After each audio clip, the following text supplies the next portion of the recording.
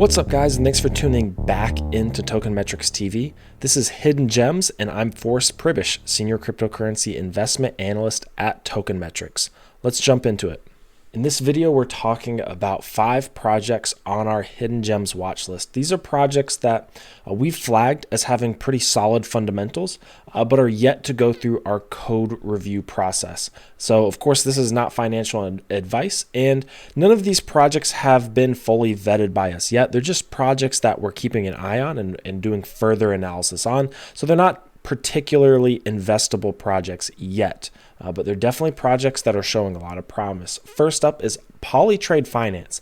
Polytrade Finance scored an 80, which is quite a solid score. Polytrade Finance is a decentralized trade finance platform. So you might hear that and think, well, that sounds a lot like a DEX, and actually it's not. I've actually given you the definition of trade finance down here at the bottom. Trade finance represents the financial instruments and products that are used by companies to facilitate international trade and commerce. So this is really trying to be a full stack borrowing and lending protocol for small businesses. And what the best example I can give you of what trade finance is imagine you're a small business and you have a large accounts receivable balance. This is accounts receivable is where people owe you money, but you haven't been paid yet.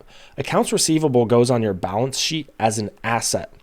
So if it's an asset, you should technically be able to borrow against it, right? Maybe you need some capital in the short term, right? Well, that's what trade finance is, and that's what Polytrade Finance is trying to bring to the blockchain. It is built on Matic, so obviously we're very bullish on Matic, and that's a plus for us. And ultimately, any project, it really needs to be scalable, and Matic brings that scalability to the table. Right, so let's just dive in a little bit. The token is trade. It is not trading yet. There's no market cap. They do have a developer who's worked on both QuickSwap and Paraswap, both semi-successful projects. And they have Sandeep Nailwal as both an investor and advisor in the project. Sandeep is the founder of Matic. They've also raised $1.2 million from various investors and VC funds, none of which were, aside from Sandeep, particularly notable, but still pretty solid to have Sandeep as both an investor and an advisor. Trade is an ERC20 token, and its utility will be used for governance, staking, discounts, and as a reward for providing services such as KYC and onboarding requirements. There should be IDO details released soon via their social media platforms. Right.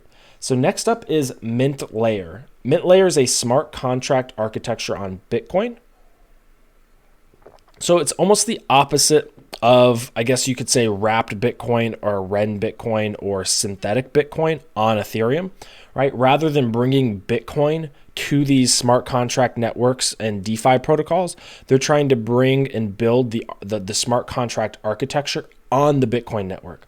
This is similar to Stacks. And Stacks is a pretty well-respected, I believe, top 100 market cap project, or fairly often bounces into the top 100 if it's not.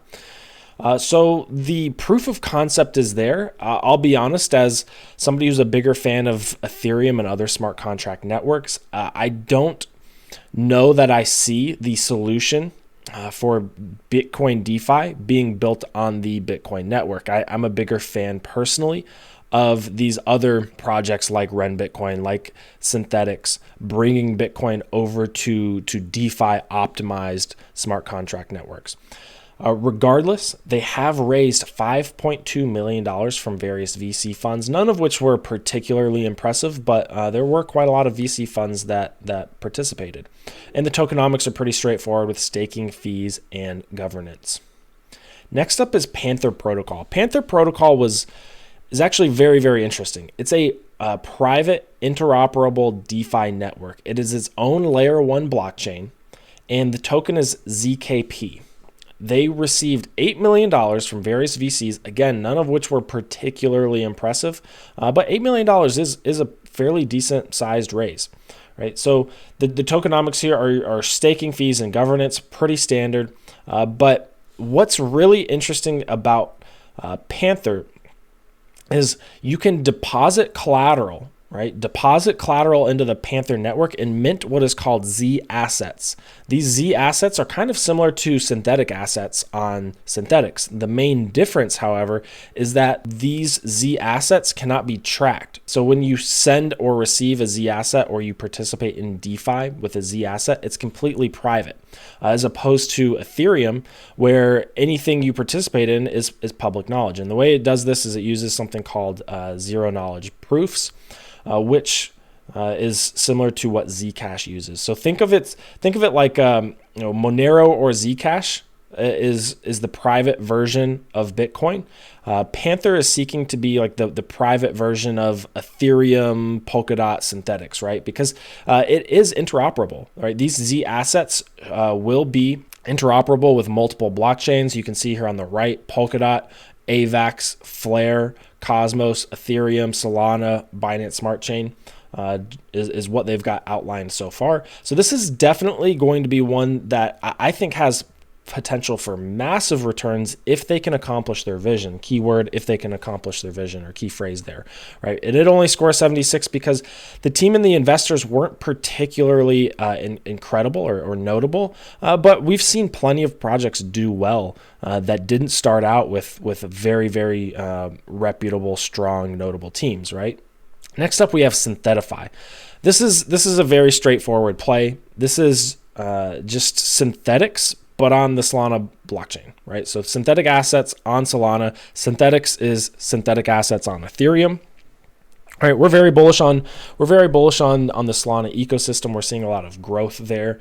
While there aren't any very, very impressive team members here, and it's still pretty early on, right? They don't have an audit yet. They still scored a 75, and they do have pretty decent investors, Alameda Divergence and the Solana Foundation.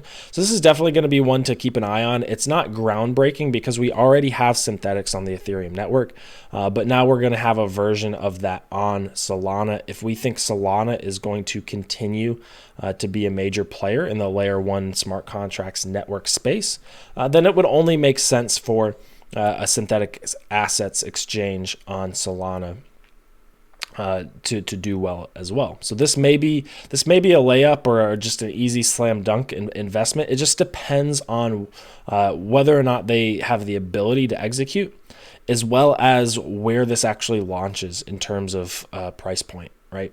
If this launch is overvalued, then it could just crash. If this launch is undervalued, I'd expect it to do well in the long term. Last but not least is Omni.ai. So Omni.ai is a decentralized social media app. It is not live yet, but the goal here is to combine Instagram, Facebook, Snapchat, Twitter, everything, all these disparate social media apps, combine them into one app that can do everything. So you don't have to cross post, multiple pictures to multiple different social media networks, and then decentralize the entire thing. It's built on Polkadot and Substrate, but they will be launching an ERC20 token. The ticker is OMN. There is no market cap yet, but I believe they are launching at a really small market cap, like $187,000. And they'll be launching on Apollo X, which is an IDO launch pad tied to Paid Network. All right, so participating in that IDO could be pretty fruitful if they do launch at such a low market cap. Could maybe it ends up being an easy 10x, but they do have multiple investors. Again, nobody particularly notable. Morningstar Ventures is a pretty decent VC fund, but nobody that aside from Morningstar is particularly notable here. The tokenomics are, you can use OMN token to transfer value on the social media app on Omni.ai. You can tip creators. You can get access to special features if you have over a certain amount of OMN tokens. You can use them to purchase products through their e-commerce partnerships with, I believe, ShopX. You can send e-gifts and then mint and send NFTs, right? So here's the thing with Omni.ai. They're launching at a very low market cap. But they have a very, very large vision that I personally think is going to be very difficult to accomplish, right? They're trying to go up against the big dogs, Twitter, Facebook, Instagram, right? Twitter isn't something that's incredibly complex, and especially when it was first launched, Twitter was a very lightweight app and website. It wasn't particularly impressive. What makes Twitter valuable is the user base, right? So anybody can go and program something akin to Twitter, but whether or not it attracts a tipping point or a key amount, a critical mass of users that can provide value is another something completely separate that is going to be very difficult. Now, if Omni.ai can accomplish this, then the returns of hitting that critical mass and reaching that network effect where it just starts growing exponentially, then the returns could be absolutely astounding. So this is definitely one that I'm really interested in a code review. I'm really interested to find out what the progress is in terms of their code on their GitHub. So we're going to be looking into that, and it's definitely one we want to keep our eyes on, especially since it's launching at such a low market cap. So that rounds out our Hidden Gems watch list.